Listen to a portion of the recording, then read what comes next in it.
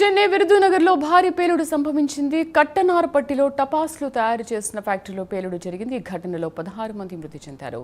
9 మందికి తీవ్ర గాయాలయ్యాయి. పేలుడు ధాటికి 10 కిలోమీటర్ల వరకు ప్రకంపనలు వచ్చినట్టుగా తెలుస్తోంది.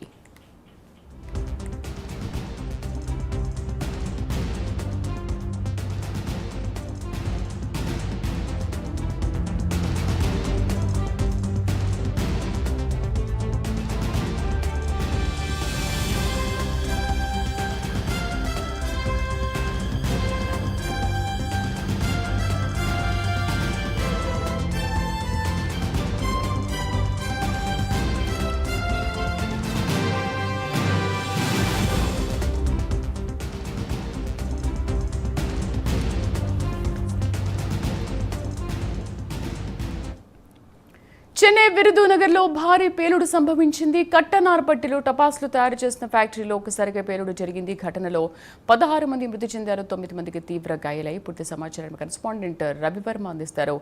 రవివర్మ, అసలు సంఘటన ఎప్పుడు జరిగింది, ప్రస్తుతం గాయపడ్డ వాళ్ళ పరిస్థితి ఏంటి?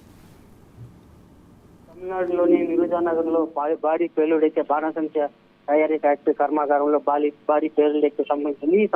ఈ పేలుడులో దాదాపు 17 మంది మృతి చెందినట్టుగా అధికారుల ద్వారా సమాచారము. అలాగే మరో 10 మంది గాయపడినట్టు కూడా తెలుస్తా ఉంది. వీరందరినీ కూడా గాయపడిన వారిని పుటావుతున్న దాదాపు సమీపంలోని ప్రభుత్వ ఆసుపత్రికి అయితే తరలించారని చెప్పి అధికారులు అయితే పేర్కొంటున్నారు. ముఖ్యంగా బాణసంచి పేలుడు సంభవించగానే స్థానికంగా ఉన్నటువంటి పోలీసు శాఖ అలాగే అగ్నిమాపక సిబ్బందికి అధికారులకు అందరికీ సమాచారం ఇచ్చారు. దాదాపు ఘటనా స్థలంలో 8 అగ్నిమాపక యంత్రాలు ఘటనా స్థలాన్ని చేరుకుని మంటలు నార్పే ప్రయత్నం అయితే చేస్తున్నారు. అలాగే సహాయక చర్యలు పోలీసు యంత్రాంగము అలాగే అగ్నిమాపక సిబ్బంది అందరూ కలిసి సహాయక చర్యలు అయితే చేపడుతున్నారు.